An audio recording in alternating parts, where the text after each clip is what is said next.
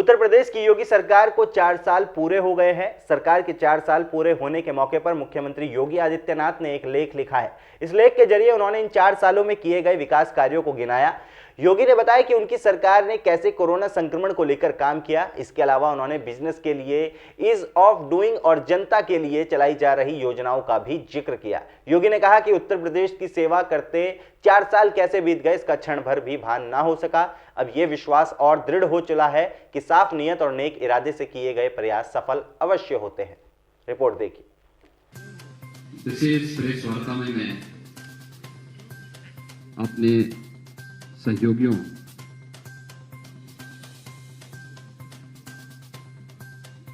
उप मुख्यमंत्री द्वय श्री केशव प्रसाद मौर्य जी, डॉक्टर दिनेश शर्मा जी, संगठन के प्रदेश के अध्यक्ष माननीय श्री स्वतंत्र देव सिंह जी, प्रदेश के हमारे वरिष्ठ मंत्री वित्त, चिकित्सा, शिक्षा और संसदीय कार्य मंत्री श्री सुरेश खन्ना जी की ओर से, अपनी इस पूरी टीम की ओर से आप सबका हृदय से स्वागत करता हूं। पूरे प्रदेश वासियों को आदरणीय प्रधानमंत्री जी के मार्गदर्शन में, उनके निर्देशन में रिफॉर्म, परफॉर्म और ट्रांसफॉर्म के इस मंत्र का एक मूर्त रूप उत्तर प्रदेश को देने के लिए, उत्तर प्रदेश में हुए व्यापक परिवर्तन के लिए उत्तर प्रदेश के 24 करोड़ जनता का अभिनंदन करते हुए उन्हें हृदय से बधाई देता हूं।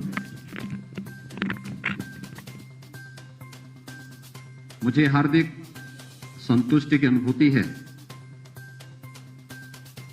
कि उत्तर प्रदेश में ठीक आज ही के दिन 4 वर्ष पहले भारतीय जनता पार्टी नेतृत्व की सरकार के सामने उत्तर प्रदेश का दायित्व हमारी सरकार ने संभाला था और पिछले 4 वर्षों के दौरान आदरणीय प्रधानमंत्री जी के मार्गदर्शन में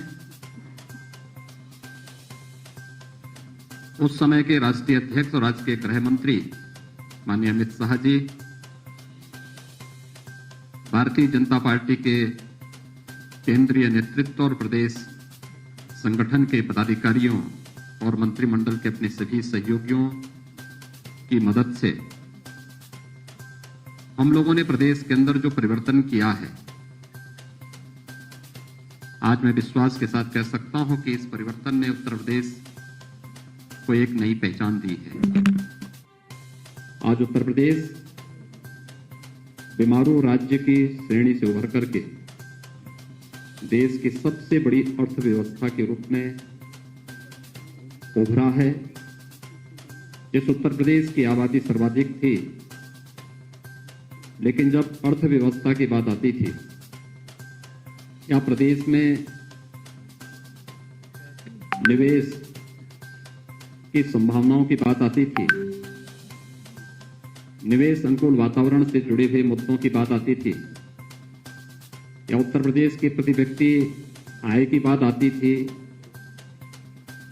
तो इसमें हम लोग प्रथम 3 स्थानों में कहीं नहीं टिकते थे। यही नहीं, प्रदेश के अंदर बेरोजगारी की दर, आबादी अधिक थी तो बेरोजगारी की दर भी उतनी ही अधिक होती थी। लेकिन मुझे बताते हुए प्रसन्नता की अनुभूति है कि आज उत्तर प्रदेश निवेश अनुकूल वातावरण बनाने में पूरी तरह सफल रहा। ईज ऑफ डूइंग बिजनेस में, यानी व्यवसाय की सुगमता में, आज उत्तर प्रदेश देश के अंदर 15-16 में जो रैंकिंग हमारी 14वें स्थान की थी, आज वह 2रे स्थान पर है। देश की 2015-16 में उत्तर प्रदेश की जो अर्थव्यवस्था 5वें-6ठे स्थान पर थी, आज वह दूसरी अर्थव्यवस्था के रूप में देश में उभरा है। और प्रति व्यक्ति आय भी उत्तर प्रदेश में हम लोगों ने इस दौरान जो प्रयास प्रारंभ किए, रोजगार की व्यापक संभावनाओं को आगे बढ़ाया है, प्रदेश के अंदर हर एक सेक्टर में इंफ्रास्ट्रक्चर के लिए, लोक कल्याण के लिए, एमएसएमई या एग्रीकल्चर के फील्ड में जो कार्य हुए हैं, इसके बहुत सार्थक परिणाम सामने आए हैं। और इसका परिणाम है कि आज प्रति व्यक्ति आय भी दुगने से अधिक उत्तर प्रदेश के अंदर मात्र 4 वर्ष के अंदर देखने को मिली है। ये जो यात्रा है 4 वर्षों की, ये उत्तर प्रदेश के ओवरऑल परसेप्शन को बदल करके उत्तर प्रदेश के बारे में देश और दुनिया के सामने एक सकारात्मक माहौल देखने को मिला है।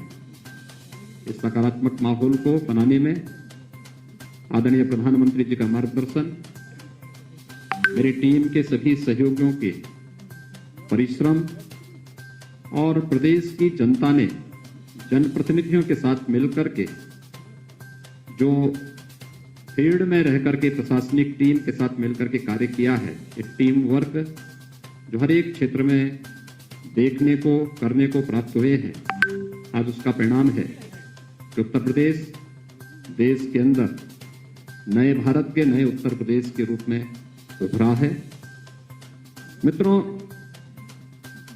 ये वही उत्तर प्रदेश है जिस उत्तर प्रदेश में आज से 4 वर्ष पहले तक केंद्र की किसी भी योजना में उसका कहीं कोई स्थान नहीं होता था। ये सभी योजनाएं आम नागरिक के जीवन में व्यापक परिवर्तन का कारक बननी है, उस समय भी बन सकती थी। याद करिए 2014 में जब प्रधानमंत्री मोदी जी ने देश के प्रधानमंत्री के रूप में शपथ ग्रहण किया था और उसके उपरांत एक एक करके जो योजनाएं देश के अंदर लागू हुई, उन योजनाओं को समयबद्ध ढंग से तत्कालीन सरकार ईमानदारी के साथ उत्तर प्रदेश के अंदर लागू करती, बहुत बड़ा परिवर्तन उस समय किया जा सकता था। सरकारों ने रुचि नहीं ली या उससे पहले उस प्रकार की सोच नहीं थी। केंद्र सरकार के साथ मिलकर के राज्य ने जो उपलब्धियां हासिल की, उसका परिणाम है कि आज हम लोग प्रधानमंत्री आवास योजना में देश के अंदर, चाहे वह ग्रामीण क्षेत्र हो या शहरी क्षेत्र की, प्रधानमंत्री आवास योजना में उत्तर प्रदेश नंबर 1 स्थान पर है। स्वच्छ भारत मिशन जो देश के अंदर दुनिया का सबसे बड़ा एक अभियान था, जिसने प्रत्येक नागरिक के जीवन में व्यापक परिवर्तन करने के साथ ही नारी गरिमा का भी जो प्रतीक बना, इसने व्यापक परिवर्तन का कारण, सबसे बड़ी चुनौती इस मार्ग में उत्तर प्रदेश था। उत्तर प्रदेश ने 2017 से जो कार्य प्रारंभ किया, 2,61,00,000 से अधिक शौचालयों का निर्माण करके देश के अंदर प्रथम स्थान भी प्राप्त किया। केंद्र सरकार की वे सभी योजनाएं, प्रधानमंत्री उज्ज्वला योजना, प्रधानमंत्री सौभाग्य योजना, प्रधानमंत्री उजाला योजना, प्रधानमंत्री किसान सम्मान की योजना, यानी इससे जुड़ी हुई जितनी भी योजनाएं थी, इन सभी योजनाओं में उत्तर प्रदेश जहां पहले बहुत पीछे हुआ करता था, किसी में 23वें नंबर पर, किसी में 27वें नंबर पर, आज उन सब में उत्तर प्रदेश अपनी एक बेहतरीन कार्य पद्धति के कारण पहले स्थान पर है। तो खाद्यान्न उत्पादन में भी उत्तर प्रदेश ने इस दौरान बेहतर प्रदर्शन किया है। हम लोगों ने इस दौरान प्रदेश के अंदर किसानों के हितों के लिए जो कार्य प्रारंभ किए, हम सब जानते हैं कि देश के अंदर किसान राजनीति के एजेंडे का हिस्सा ईमानदारी के साथ 2014 के बाद बना, जब सॉइल हेल्थ कार्ड, प्रधानमंत्री फसल बीमा योजना, प्रधानमंत्री कृषि सिंचाई की योजना जैसी योजनाएं लागू हुई। लेकिन लागत का 1.5 गुना एमएसपी किसान को मिले, कि 2018 में प्रधानमंत्री मोदी जी ने इसे देश के अंदर लागू किया। उत्तर प्रदेश में 2017 में हम लोगों ने प्रोक्योरमेंट की पॉलिसी लागू की। रिकॉर्ड मात्रा में खाद्यान्न का क्रय हमने सरकारी क्रय केंद्रों के माध्यम से करना प्रारंभ किया और मुझे बताते हुए प्रसन्नता है कि डीबीटी के माध्यम से केवल खाद्यान्न का 66,000 करोड़ रुपए से अधिक की राशि किसान के खाते में देने का कार्य इस दौरान सरकार ने किया। गन्ना किसानों के जीवन में कितना परिवर्तन हो सकता है, ये वही प्रदेश है जो कभी गन्ना उत्पादन में नंबर 1 पर था, लेकिन बीच के कालखंड में चीनी मिलों को अपने स्वार्थ के लिए बंद करना, औने पौने दाम पर बेचने की प्रक्रिया प्रारंभ हुई। गन्ना किसानों का 8-8, 10-10 वर्षों से गन्ना मूल्य का भुगतान नहीं हो पा रहा था। राज्य सरकार ने 2017 में जो कार्य पद्धति आगे बढ़ाई, उसका परिणाम है कि पिछले 4 वर्ष के दौरान हमारी सरकार 1,27,000 करोड़ रुपए से अधिक का गन्ना मूल्य का भुगतान करने में सफल रही। और कोरोना कालखंड के दौरान भी हम लोगों ने सभी 119 चीनी मिलों का सफलतापूर्वक संचालन प्रदेश के अंदर किया।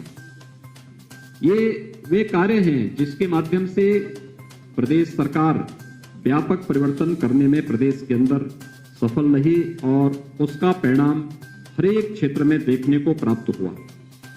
प्रदेश के अंदर चाहे वह ई प्रोसिक्यूशन प्रणाली में प्रदेश ने देश के अंदर प्रथम स्थान प्राप्त करने का रहा हो, या फिर अन्य हर एक फील्ड में वे व्यापक परिवर्तन करके दिखाए हैं। प्रदेश के अंदर पिछले 4 वर्षों की हमारी उपलब्धियों में ये भी है कि पिछले 4 वर्ष के दौरान ये वही उत्तर प्रदेश है जिसमें कोई पर्व और त्योहार शांतिपूर्ण तरीके से नहीं मनाया जा सकता था। आज मैं इस बात को बड़े हर्ष और गौरव के साथ कह सकता हूं कि विगत 4 वर्ष में सभी पर्व और त्योहार बहुत शांतिपूर्ण तरीके से प्रदेश के अंदर संपन्न हुए। और यही नहीं, 4 वर्ष में प्रदेश के अंदर कोई दंगा भी नहीं हुआ, बल्कि प्रदेश सरकार ने पेशेवर अपराधी और माफियाओं के खिलाफ, प्रदेश में शांति भंग करने वाले तत्वों के खिलाफ जो कार्रवाई की वो देश के अंदर एक मानक भी बनी और उसके परिणाम देश के अंदर भी और हर एक तबके ने उसको बहुत सकारात्मक भाव के साथ लिया। और आज उसका परिणाम है कि प्रदेश के बारे में लोगों के मन में एक धारणा बदली। आज प्रदेश व्यापक निवेश की उन संभावना का एक सबसे अच्छे गंतव्य के रूप में बना है, जहां पर पहले कोई आना नहीं चाहता था, असुरक्षा का भाव था, दंगों के कारण संपत्ति की क्षति का भय होता था। आज उसे इस बात का भय नहीं है। आज हर एक देश और दुनिया का निवेशक का पहला निवेश का सबसे अच्छा गंतव्य कोई दिखाई देता है तो उत्तर प्रदेश उसका सबसे अच्छा गंतव्य है। पुलिस रिफॉर्म के मामले में भी हम लोगों ने इस दौरान अच्छे काम किए। वर्षों से जो मांग होती थी पुलिस कमिश्नरी सिस्टम की, वह हम लोग प्रदेश के अंदर लागू करने में सफल हुए। प्रदेश की राजधानी लखनऊ और गौतम बुद्ध नगर पुलिस कमिश्नरेट सिस्टम से जुड़ा है। पुलिस के अंदर रिफॉर्म की अन्य जो प्रक्रिया होनी थी या वहां पर पुलिस कर्मियों के लिए बुनियादी सुविधाओं के लिए, चाहे वह पुलिस लाइन में पुलिस बैरक की स्थापना या पीएससी के जर्जर आवासों के स्थान पर उनको अच्छे आवासीय बैरक के निर्माण की कार्रवाई हो, पुलिस थानों में बुनियादी सुविधाओं की आवश्यकता का हो, ये कार्य सफलतापूर्वक संपन्न किए गए। हर एक थाने में 1535 थाने, 350 तहसीलों में महिला हेल्प डेस्क की स्थापना करने के साथ ही प्रदेश के अंदर यह भी प्रयास प्रारंभ किए गए कि जो जर्जर थाने थे वहां पे नए भवनों का निर्माण हो, जिनका क्षेत्रफल ज्यादा था। इस दौरान हम लोगों ने कुछ नए थानों की स्थापना भी प्रदेश के अंदर 59 नए थाने, 29 नई चौकियां, 4 नए महिला थाना, आर्थिक अपराध शाखा के 4 थाने, विजिलेंस के 10 थाने, साइबर क्राइम के 16 थाने और फायर टेंडर के 59 यानी 59 नए केंद्रों की स्थापना भी प्रदेश के अंदर इस दौरान करने में हमें सफलता प्राप्त हुई। अपराध की प्रकृति बदलने के साथ ही प्रदेश के अंदर उस दिशा में नए प्रयास भी प्रारंभ हुए। खासतौर पर 18 जो हमारे रेंज हैं, इन सभी 18 रेंज में नई विधि विज्ञान प्रयोगशालाओं की स्थापना की कार्रवाई को भी प्रदेश सरकार ने तेजी के साथ आगे बढ़ाने का कार्य किया।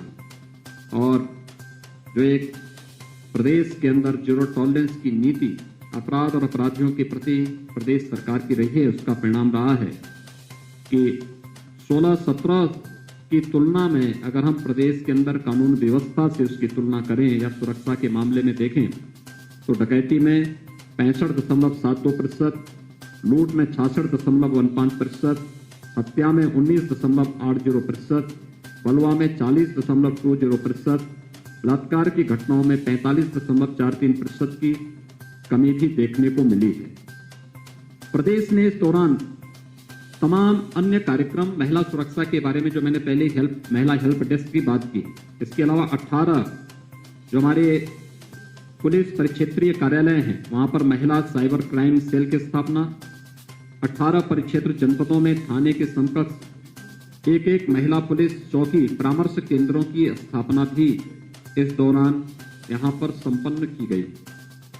प्रदेश के अंदर कृषि विज्ञान केंद्र, किसानों को आधुनिक तकनीक के साथ जोड़ने के लिए 20 नए कृषि विज्ञान केंद्रों की स्थापना प्रदेश के अंदर इस दौरान स्थापित की गई।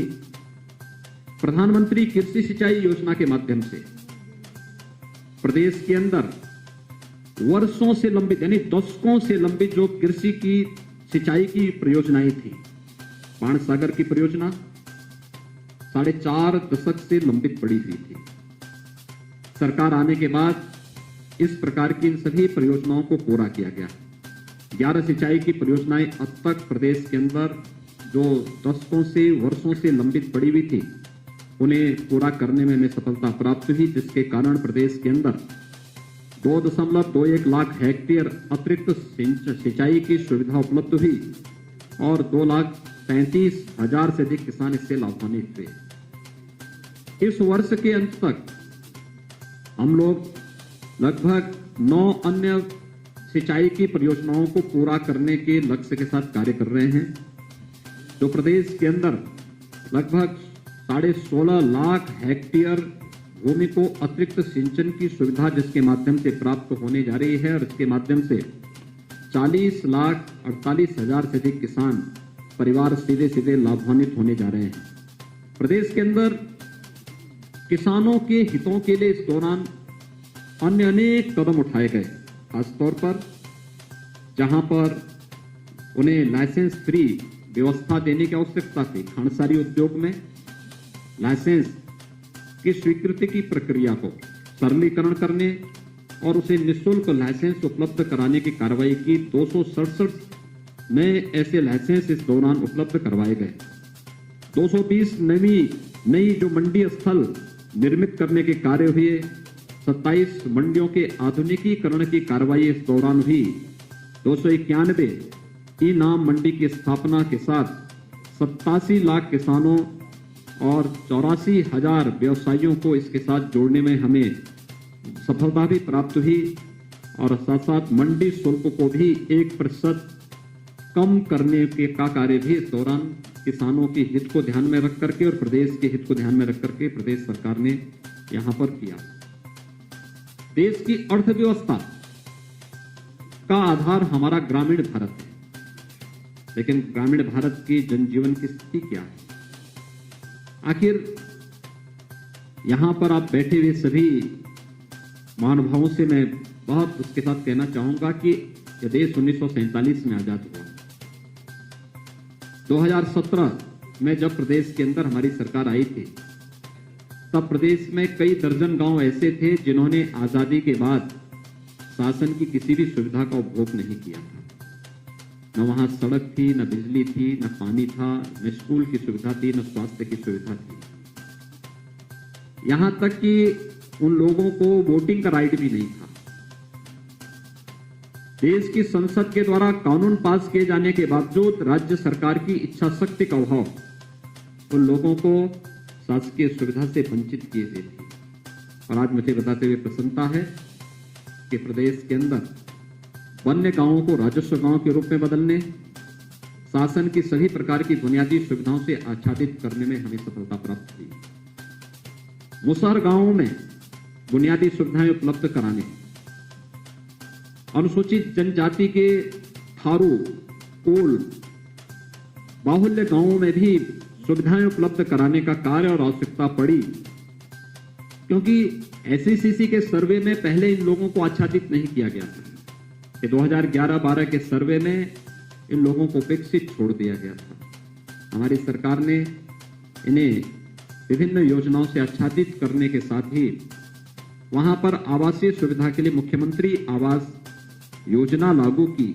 और आज मुझे बताते हुए प्रसन्नता है कि सभी मुसहर गांव, सभी बन्ने गांव, बनटांगिया गांव इन सुविधाओं से आच्छादित हो चुके हैं और प्रदेश सरकार ने नई योजना के अंतर्गत थारू, कोल और सहरिया जैसी जातियों को भी अब इससे कवर करने की कार्रवाई को आगे बढ़ाने का कार्य किया। इस दौरान हम लोगों ने मुख्यमंत्री आवास योजना के माध्यम से प्रधानमंत्री आवास योजना के अतिरिक्त जो आवास उपलब्ध कराए गए, मुसहर जाति के 38,112, बनटांगिया गांव के 4,779, कुष्ठ रोगियों को 2,115 आवास उपलब्ध कराने में हम लोगों को इस दौरान मदद मिली और इन योजनाओं ने उनके जीवन में व्यापक परिवर्तन का कार्य भी किया।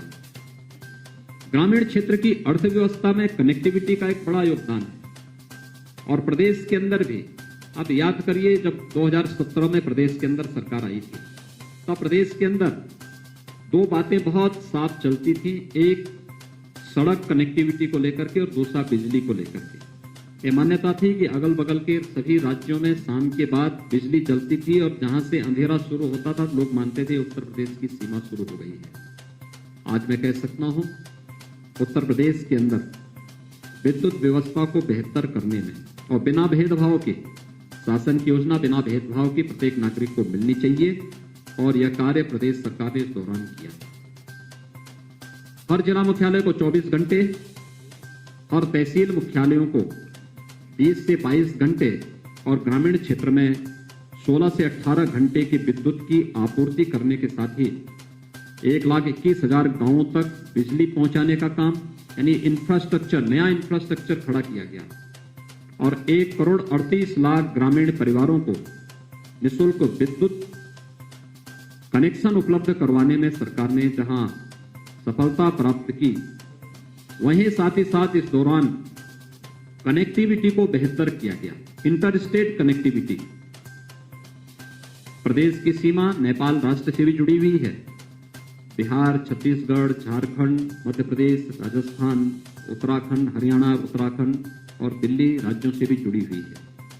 ये इंटर स्टेट कनेक्टिविटी को भी बेहतर करने, 4 लेन की कनेक्टिविटी के साथ जोड़ने, हर जिला मुख्यालय को 4 लेन की कनेक्टिविटी के साथ जोड़ने, तहसील और विकासखंड मुख्यालयों को 2 लेन के साथ जोड़ने और ग्रामीण क्षेत्रों की सड़कों की भी सुदृढ़ीकरण का कार्य सफलतापूर्वक इस दौरान प्रदेश के अंदर करने में सफलता प्राप्त हुई।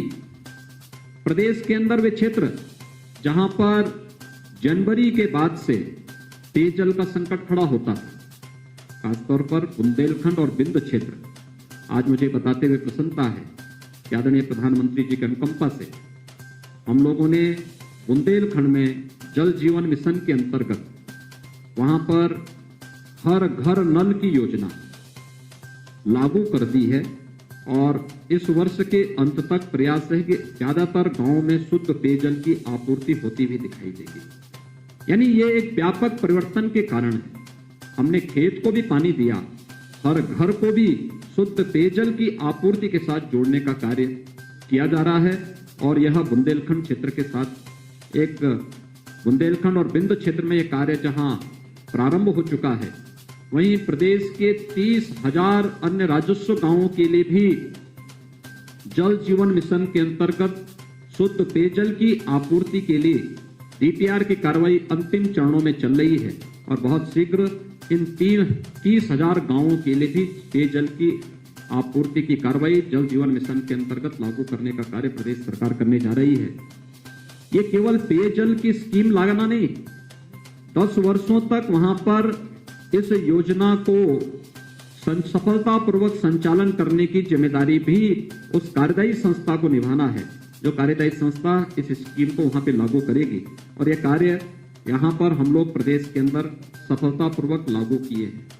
प्रदेश के अंदर निराश्रित 2 आश्रय स्थलों के लिए भी प्रदेश सरकार ने व्यापक कार्य योजना बनाकर इसे लागू किया। मुझे बताते हुए प्रसन्नता है कि हम लोगों ने इस संबंध में 3 स्कीम पहले से ही लागू की है, जिसमें निराश्रित 2 आश्रय स्थल जो प्रदेश सरकार के द्वारा संचालित ग्रामीण और शहरी दोनों क्षेत्रों में संचालित हो रही है। जिसमें 5.5 लाख से अधिक गोवंश हमारे पास पहले से निराश्रित गो आश्रय स्थलों में है।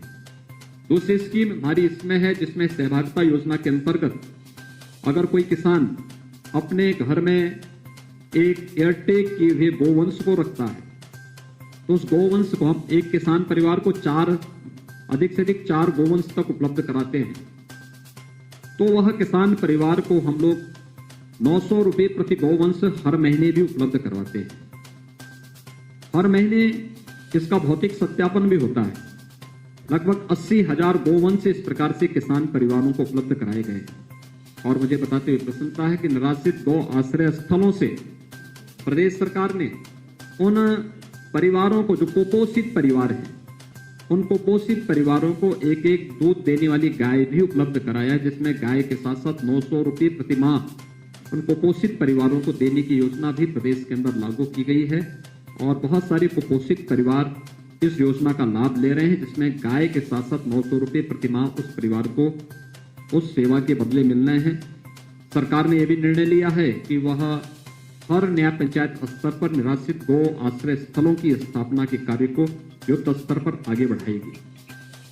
एंटी भूमाफिया टास्क फोर्स ने प्रदेश के अंदर इस दौरान अच्छा काम किया। 60,62,000 से अधिक जो वाद थे उसका निस्तारण किया। 54,000 हेक्टेयर से अधिक लैंड को भूमाफियाओं के कब्जे से मुक्त कराने में हमें सफलता प्राप्त हुई। और ये भूमाफियाओं के कब्जे से छुड़ाई गई भूमि ये हमारे लिए प्रदेश के अंदर निवेश के लिए एक लैंड बैंक का भी काम की। लेकिन साथ साथ यह उन गरीब परिवारों को जिनके पास अभी तक अपना आवास बनाने के लिए कोई भूमि नहीं थी, उन्हें भूमि का पट्टा वहां पर उपलब्ध कराने में भी हमें मदद मिली। प्रधानमंत्री स्वामित्व योजना के माध्यम से प्रदेश के अंदर 2 लाख से अधिक भू स्वामियों को उनकी जिस जमीन पर उनका मकान है उसका स्वामित्व के कागजात भी उन्हें उपलब्ध कराने में सफलता प्राप्त हुई। तो वरासत अभियान के माध्यम से भी 8,87,000 से अधिक ऐसे प्रकरण थे जिसके माध्यम से हम लोगों ने प्रदेश के अंदर सफलता प्राप्त की और सफलतापूर्वक इन सभी समस्याओं का समाधान करने में भी प्रदेश सरकार को सफलता प्राप्त हुई। मित्रों, ये वही प्रदेश है जहां पर कोई निवेशक निवेश नहीं करना चाहता। और मुझे बताते हुए प्रसन्नता है कि पिछले 4 वर्ष के दौरान प्रदेश के अंदर 3 लाख करोड़ रुपए से अधिक का निवेश प्रदेश के अंदर हुआ। 35 लाख से अधिक प्रदेश के युवाओं को सीधे सीधे इससे नौकरी वहां पर उपलब्ध हुई। ये प्रदेश के अंदर निवेश की उन संभावनाओं को आगे बढ़ाता दिखाता है जो प्रदेश ने 2017 प्रदेश में सरकार आने के तत्काल बाद हम लोगों ने 21 अपनी सेक्टोरियल पॉलिसीज के माध्यम से जो कार्य प्रारंभ किए थे। निवेश मित्र पोर्टल, जिसमें हम लोगों ने 227 सेवाएं इसमें दी थी। और कोरोना कालखंड के अंदर हम लोगों ने एमएसएमई यूनिट के लिए एक नई नीति अपनी लागू की, जिसमें 72 घंटे के अंदर लाइसेंस स्वीकृति देने के साथ ही 1000 दिनों तक लाइसेंस फ्री व्यवस्था देने की व्यवस्था। नहीं, 1000 दिवस के लिए किसी भी प्रकार का कोई निरीक्षण उस उद्योग के लिए नहीं होगा, बल्कि वह उद्योग लगाए 1000 दिन के अंदर अपना आवेदन करके फिर इस प्रक्रिया को आगे बढ़ा सकता है। और यह परिणाम रहा है कि आज प्रदेश के अंदर व्यापक पैमाने पर निवेश भी हुआ है, रोजगार की संभावनाएं भी आगे बढ़ी हैं। और खासतौर पर कोरोना कालखंड के अंदर जो चीजें देखने को मिली हैं, खास इस दौरान लगभग 56,000 करोड़ रुपए से अधिक का निवेश प्रदेश के अंदर हुआ है, जिसमें देश का पहला डिस्प्ले यूनिट उत्तर प्रदेश के अंदर लग रहा है। उत्तर भारत का पहला डाटा सेंटर पार्क भी उत्तर प्रदेश के अंदर ही स्थापित हो रहा है। और अन्य तमाम योजनाएं भी हम लोगों ने प्रदेश के अंदर इस दौरान लाने में सफलता प्राप्त हुई। खासतौर पर आइकिया का जो फर्नीचर और हाउस होल्ड से जुड़ी हुई दुनिया की जो प्रख्यात कंपनी है, उसका निवेश भी इस दौरान उत्तर प्रदेश के अंदर देखने को मिला है। प्रदेश के अंदर इसके साथ ही हमारी परंपरागत उद्यम को प्रोत्साहित करने की एक जनपद एक उत्पाद की जो योजना है, आज वह देश और दुनिया के अंदर बहुत लोकप्रिय हुई है। इसने परंपरागत उद्यम को एक नई उड़ान दी है। एक नई पहचान दी है। इसने प्रदेश के एक्सपोर्ट को बढ़ाने में भी काफी मदद की है और आज इसका परिणाम है कि प्रदेश के अंदर जो हम लोगों ने इस क्षेत्र में कार्य प्रारंभ किए, उद्यम सारथी ऐप प्रदेश के अंदर लॉन्च किया गया। इसके माध्यम से विभिन्न रोजगार परक कार्यक्रमों को आगे बढ़ाने का कार्य बनाया गया और इसका परिणाम था कि प्रदेश के अंदर 50 लाख से अधिक नए एमएसएमई इकाइयों की स्थापना हुई। 2,13,000 करोड़ रुपए से अधिक का बैंक से ऋण उपलब्ध करवाने में हमें इसके माध्यम से मदद मिली और 1,80,00,000 से अधिक रोजगार का सृजन केवल इन एमएसएमई यूनिट के माध्यम से हमें प्रदेश के अंदर इसके माध्यम से प्राप्त हुई।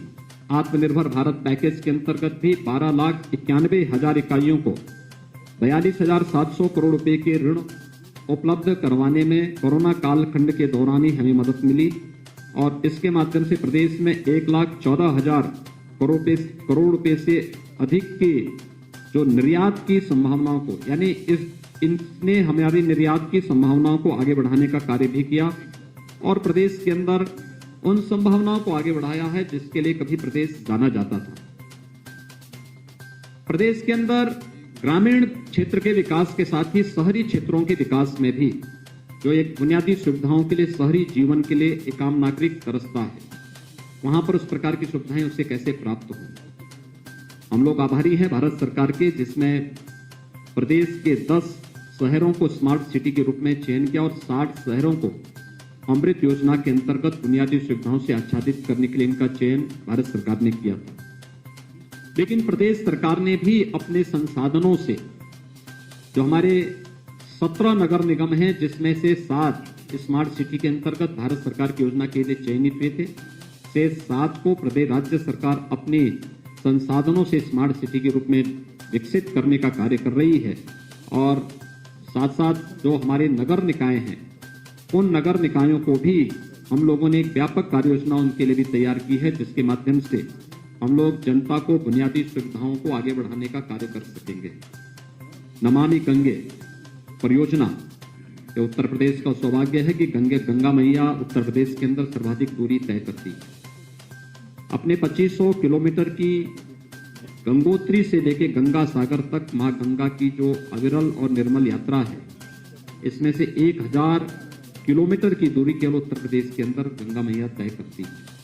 आज आप प्रदेश के अंदर कानपुर में, प्रयागराज में या वाराणसी में, ये हमारे वे सेंटर हैं, या गढ़मुक्तेश्वर में, ये वे केंद्र हैं जहां पर लोग आस्था के साथ भी और अपने औद्योगिक विकास की दृष्टि से भी जब उन क्षेत्रों का भ्रमण करते हैं तो बरबस उनके सामने मां गंगा का दृश्य सामने होता है। याद करिए, नमामि गंगे परियोजना के पहले कानपुर सबसे क्रिटिकल पॉइंट था नमामि गंगे परियोजना का, अविरल और निर्मल गंगा। कानपुर में किस प्रकार की स्थिति थी? अकेले कानपुर के एक स्थान पर ही 14 करोड़ लीटर सीवर गिरता था। आज वहां पर एक बूंद भी सीवर नहीं गिरता। यही नहीं, कानपुर के नीचे आने पर, आप जब कानपुर के नीचे प्रयागराज की तरफ जाते थे, जलीय जीव पूरी तरह नष्ट हो गए थे।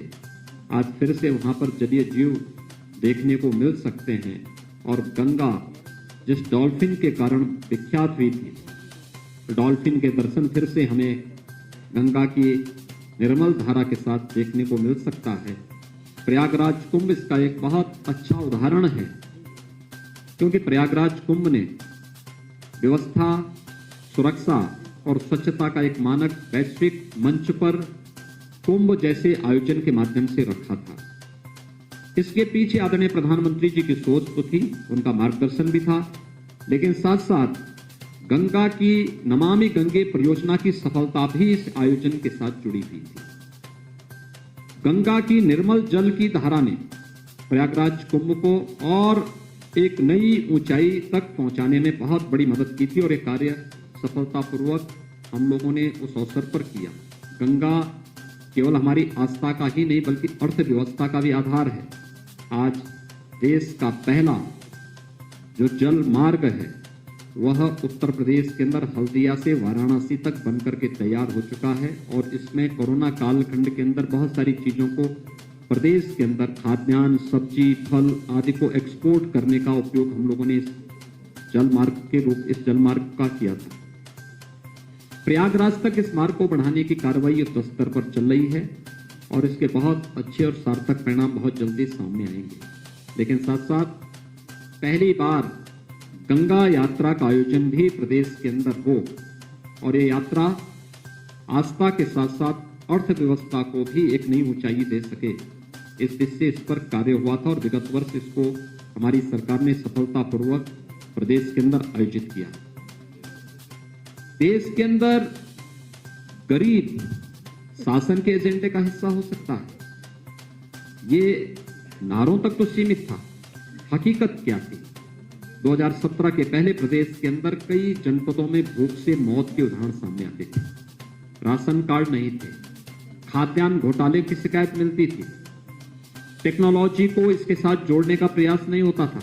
आज मुझे बताते हुए प्रसन्नता है कि प्रदेश के सभी 80,000 राशन की दुकानें हम लोगों ने ई-पॉस मशीन के साथ जोड़ी और प्रदेश के अंदर नेशनल पोर्टेबिलिटी के साथ जोड़ने के साथ उत्तर प्रदेश का कोई भी नागरिक जिसने उत्तर प्रदेश के अंदर राशन कार्ड बनाया है वह नेशनल पोर्टेबिलिटी के माध्यम से देश के अंदर किसी भी अन्य राज्य में जाकर के वहां राशन की सुविधा का लाभ प्राप्त कर सकता है। ई-पॉस मशीन और नेशनल पोर्टेबिलिटी के माध्यम से प्रदेश ने इस तकनीक का उपयोग करके 1200 करोड़ रुपए की राजस्व की सालाना बचत भी की है। यही चीजें बताती हैं कि 1200 करोड़ रुपए कहीं न कहीं ये बेईमानी और भ्रष्टाचार की भेंट चढ़ जाते थे। आज सरकार ने इसका लाभ भी प्राप्त किया है। प्रदेश 80 लाख स्ट्रीट लाइट को भी एलईडी स्ट्रीट लाइट में बदलने वाला राज्य है। इसके माध्यम से भी व्यापक पैमाने पे कार्बन उत्सर्जन के साथ साथ हमें जो ऊर्जा की बचत इसके माध्यम से हुई है, यह अलग है। ई टेंडरिंग को लागू करने वाला, प्रभावी ढंग से लागू करने वाला पहला राज्य उत्तर प्रदेश है और इसके माध्यम से भी प्रदेश ने भारी सफलता प्राप्त की है। जहां हर एक क्षेत्र में प्रदेश ने नई नई सफलताएं अर्जित की इन 4 वर्षों में शिक्षा के क्षेत्र में भी आमूलचूल परिवर्तन हुआ है। प्रदेश के अंदर 2017 के पहले नकल के अड्डे हमारे माध्यमिक और उच्च शिक्षा के केंद्र बने हुए थे। आज मुझे बताते हुए प्रसन्नता है कि प्रदेश के अंदर नकल विहीन परीक्षा का एक नया मानक खड़ा हुआ। दूसरा, बेसिक शिक्षा परिषद, माध्यमिक शिक्षा परिषद, उच्च शिक्षा में शिक्षा के क्षेत्र में जो व्यापक परिवर्तन किए वह उन स्कूलों में और उन क्षेत्रों में हुए परिवर्तन के माध्यम से देखा जा सकता है। अकेले बेसिक शिक्षा परिषद के स्कूलों में 4 वर्ष के दौरान 54 लाख से अधिक बच्चे इसमें प्रवेश किए। प्रदेश सरकार ने ऑपरेशन कायाकल्प के माध्यम से 1.25 लाख से अधिक विद्यालयों में बुनियादी सुविधाएं से आच्छादित उन्हें किया। वहां पे फ्लोरिंग की व्यवस्था, फर्नीचर की व्यवस्था, बालक बालिकाओं के लिए अलग अलग टॉयलेट की व्यवस्था या अन्य बुनियादी सुविधाओं के साथ साथ अन्य सुविधाएं भी उपलब्ध कराने के साथ ही स्मार्ट क्लासेस भी वहां पर देने में सफलता प्राप्त की। माध्यमिक शिक्षा के क्षेत्र में भी व्यापक परिवर्तन हुए। एनसीईआरटी का पाठ्यक्रम वहां लागू करने में मदद मिली। उच्च शिक्षा के क्षेत्र में भी जहां पर व्यापक परिवर्तन करने के साथ ही 3 नए विश्वविद्यालय सहारनपुर, अलीगढ़ और आजमगढ़ में बनाने का मार्ग प्रशस्त हुआ, तो प्रदेश के अंदर निजी विश्वविद्यालयों की स्थापना का कार्य संपन्न हो सके, इसके लिए भी प्रदेश सरकार ने बहुत अच्छी सफलता प्राप्त की है और यह कार्य हमारा बहुत अच्छे ढंग से आगे बढ़ रहा है। प्रदेश के प्रतियोगी छात्रों के लिए हम एक मंच दे सकें। प्रदेश सरकार ने हमने कोरोना कालखंड के अंदर देखा था, बहुत सारे बच्चे हमारे ऐसे थे जो राज्य के बाहर प्रतियोगी परीक्षाओं की तैयारी करने के लिए गए थे। लॉकडाउन के बाद जब उनके सामने संकट आया तो राज्य सरकार को फिर उन्हें सुरक्षित वापस लाने की आवश्यकता महसूस हुई, उनको उनके घरों तक पहुंचाने का काम किया। मुख्यमंत्री अभ्युदय योजना, मुझे बताते हुए प्रसन्नता है कि 18 लाख से अधिक बच्चे इस समय मुख्यमंत्री अभ्युदय योजना के साथ फिजिकली और वर्चुअली जुड़ चुके हैं, जिसमें उन्हें विभिन्न प्रकार की प्रतियोगी परीक्षाओं के साथ साथ उन्हें जुड़ने का, उसकी तैयारी करने के लिए एक अच्छा मंच उन्हें उपलब्ध हुआ है और वह उसके माध्यम से आगे अपने उज्जवल भविष्य के साथ जुड़ सकते हैं और ये कार्य आगे बढ़ा है। इस दौरान प्रदेश सरकार ने पिछले 4 वर्ष के अंदर श्रद्धेय अटल बिहारी वाजपेयी जी के नाम पर चिकित्सा विश्वविद्यालय की स्थापना लखनऊ में, मेरठ में स्पोर्ट्स विश्वविद्यालय, प्रयागराज में विधि विश्वविद्यालय और गोरखपुर में आयुष विश्वविद्यालय की स्थापना की कार्रवाई को भी आगे बढ़ाया है। प्रदेश के अंदर एक फॉरेंसिक इंस्टीट्यूट की स्थापना का कार्य लखनऊ में हम लोगों ने आगे बढ़ाया है। 51 नए राजकीय महाविद्यालयों, 24 राजकीय पॉलिटेक्निक, 4 राजकीय इंजीनियरिंग कॉलेजेस और लगभग 260 ITI की स्थापना के कार्य को भी प्रदेश सरकार ने प्राथमिकता के आधार पर इस दौरान आगे बढ़ाने का कार्य किया। तो श्रमिकों के बच्चों के लिए, जो रजिस्टर्ड श्रमिक हैं, उनके लिए 18 अटल आवासीय विद्यालय हर एक कमिश्नरी मुख्यालयों में स्थापित हो सके, जहां पर, क्योंकि रजिस्टर्ड श्रमिक अलग अलग समय में अलग अलग जगह काम करते हैं और उससे सबसे ज्यादा सफर उनके बच्चे करते थे। राज्य सरकार ने उनकी व्यवस्थित अच्छी शिक्षा के लिए 18 कमिश्नरी मुख्यालयों में 18 अटल आवासीय विद्यालयों के माध्यम से उनकी शिक्षा दीक्षा की पूरी व्यवस्था और उत्तम शिक्षा की व्यवस्था उनके लिए करने के लिए व्यवस्था लागू की है। मित्रों, स्वास्थ्य क्षेत्र में जो कार्य हुए हैं, कोरोना प्रबंधन का कार्य आप सबके सामने है। जो उत्तर प्रदेश हेल्थ इंफ्रास्ट्रक्चर में सबसे कमजोर माना जाता था, देश के अंदर सबसे बड़ी आबादी के बावजूद कोरोना के 1 वर्ष के इस कालखंड के दौरान आप सबने इस बात को महसूस किया होगा कि उत्तर प्रदेश का प्रबंधन बेहतरीन रहा है। इसकी प्रशंसा वैश्विक संगठन, विश्व स्वास्थ्य संगठन ने भी इसकी प्रशंसा की। कोरोना प्रबंधन में हम लोग सफल रहे क्योंकि आदरणीय प्रधानमंत्री जी का मार्गदर्शन इस दिशा में प्राप्त होता था। लेकिन 4 वर्ष पहले जो नींव हम लोगों ने प्रदेश के अंदर रखी, मुझे आश्चर्य होता है। 1947 से 2016-17 तक प्रदेश के अंदर केवल 12 गवर्नमेंट मेडिकल कॉलेज बन पाए थे और 2016-17 से 2020-21 के बीच में वर्तमान में प्रदेश 30 नए मेडिकल कॉलेज की स्थापना प्रदेश के अंदर वर्तमान में हो रही है। 2 एम्स जो संचालित हो चुके हैं, गोरखपुर में, दूसरा रायबरेली में। ये दोनों OPD के साथ साथ वहां पर UG की क्लासेस वहां पे प्रारंभ हो चुकी है। ये प्रदेश के अंदर ये वे कार्य हैं जिसमें कोरोना प्रबंधन के साथ साथ हम लोगों ने इंसेफ्लाइटिस की रोकथाम करने के लिए भी जो कार्य किया। आज मुझे बताते हुए प्रसन्नता है कि 38 जनपद प्रदेश के ऐसे थे जहां पर इंसेफ्लाइटिस से व्यापक पैमाने पे मौत होती थी।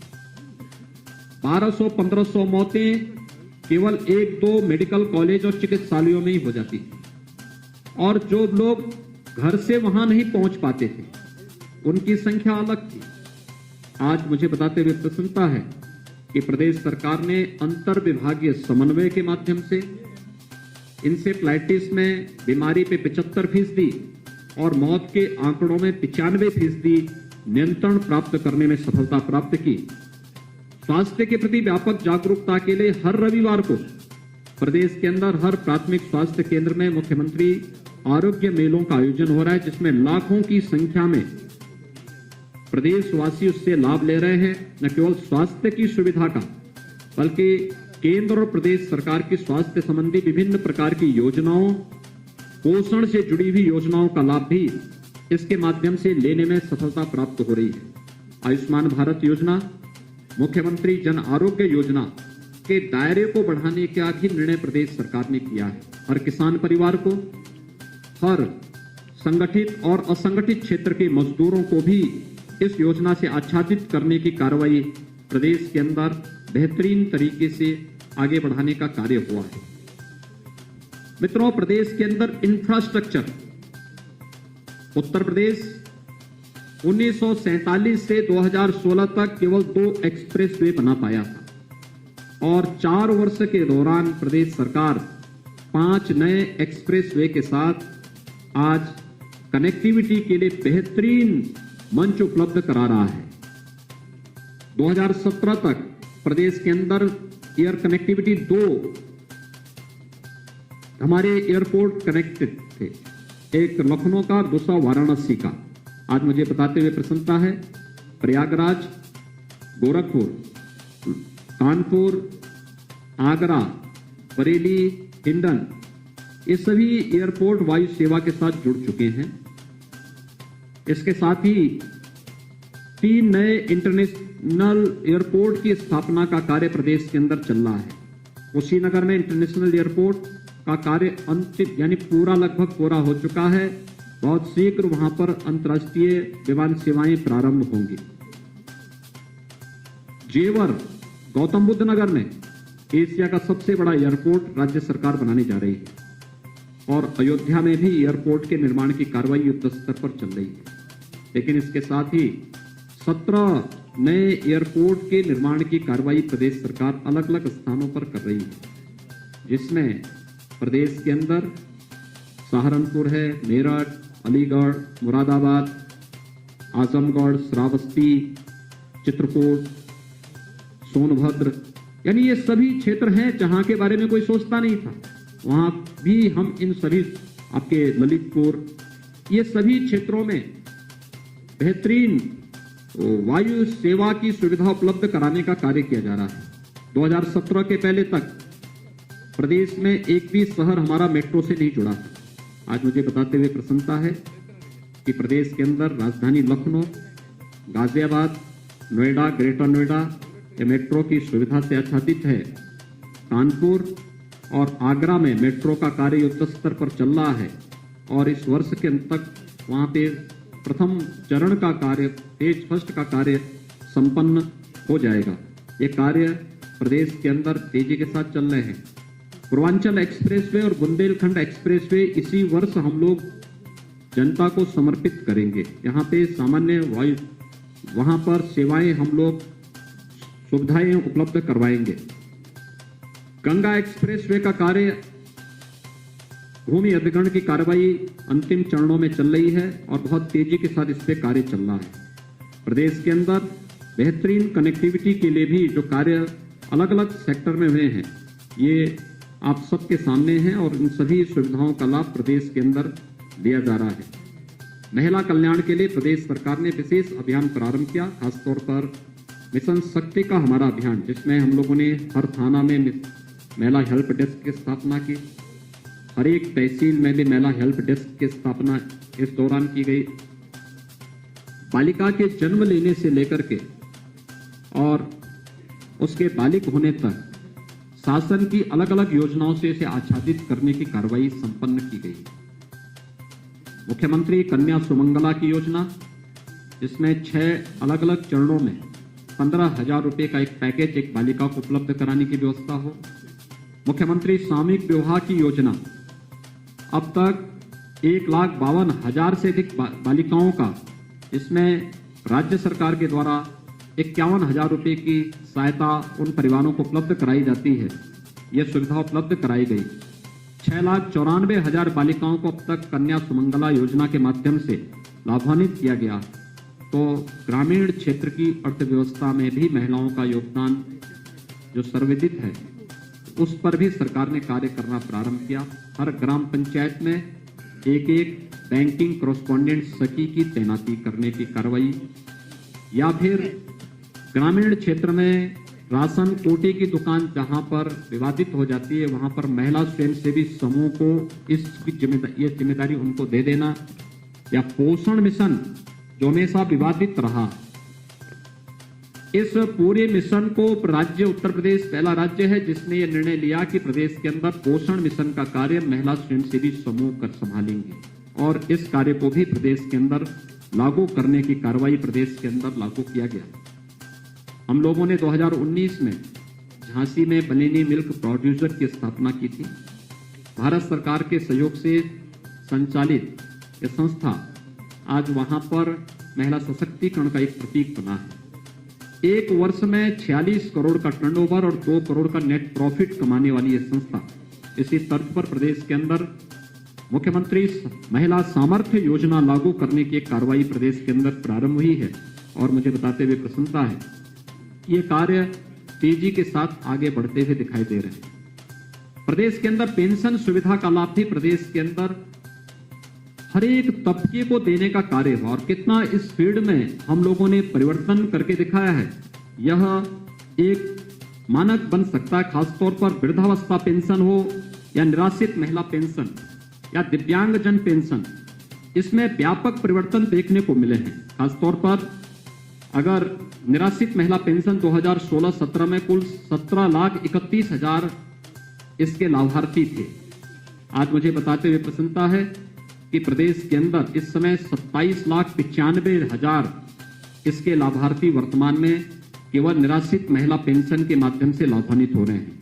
वृद्धावस्था पेंशन 2016-17 में कुल 37 लाख लोगों को इस सुविधा मिलती थी। आज 2021 में ये 52 लाख वृद्धजनों को ये पेंशन की सुविधा का लाभ हम उपलब्ध करा रहे हैं।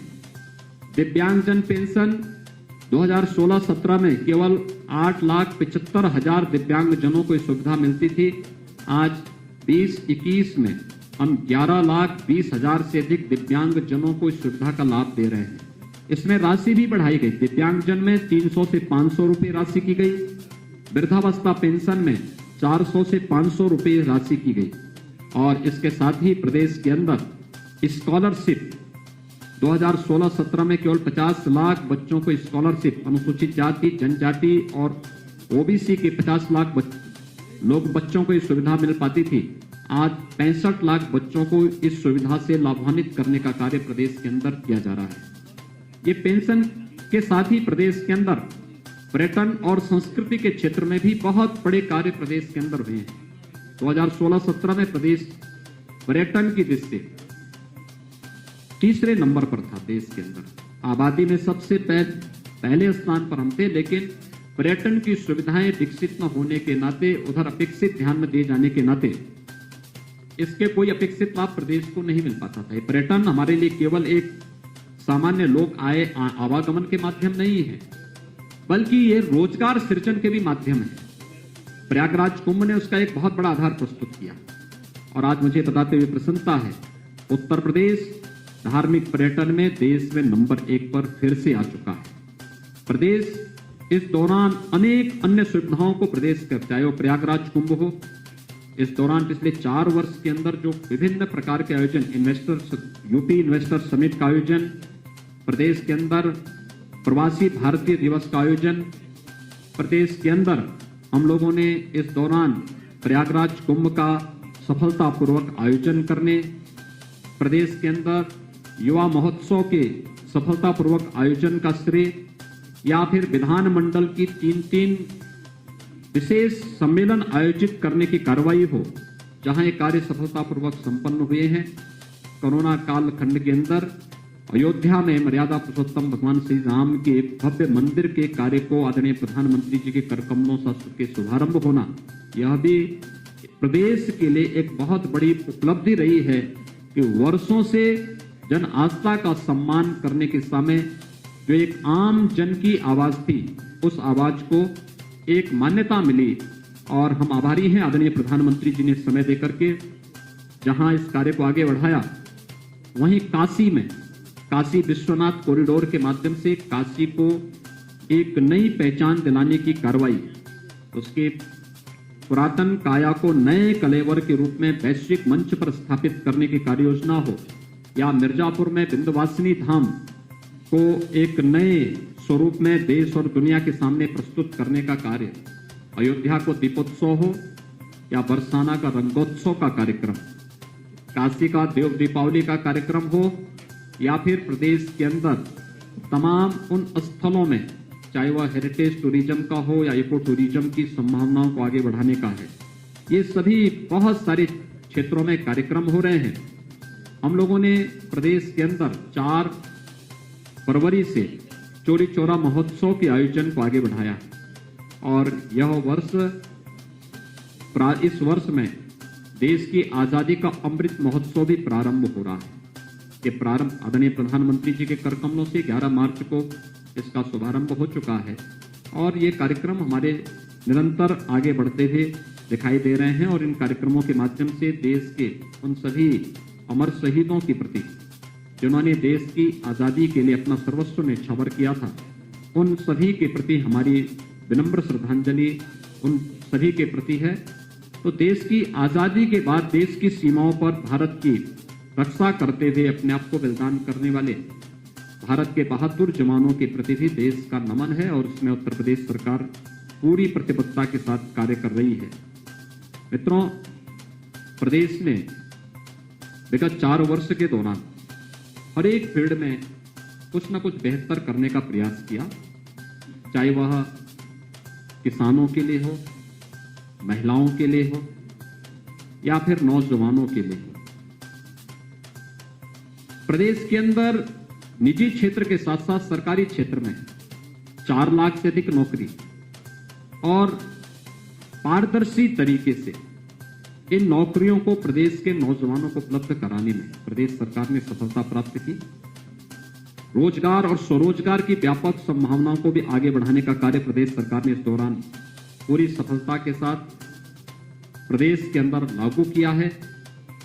प्रदेश के अंदर हर एक सेक्टर ने व्यापक परिवर्तन किया है और आज मैं कह सकता हूं कि जब 4 वर्ष का कार्यकाल आज हमारी सरकार का पूरा हुआ है तो 4 वर्ष के कार्यकाल प्रदेश को अब बीमारू राज्य की श्रेणी से उभार करके एक सक्षम और समर्थ राज्य के रूप में आगे बढ़ाने और देश की एक बड़ी अर्थव्यवस्था के रूप में स्थापित करने के 4 वर्षों का यह कालखंड रहा है।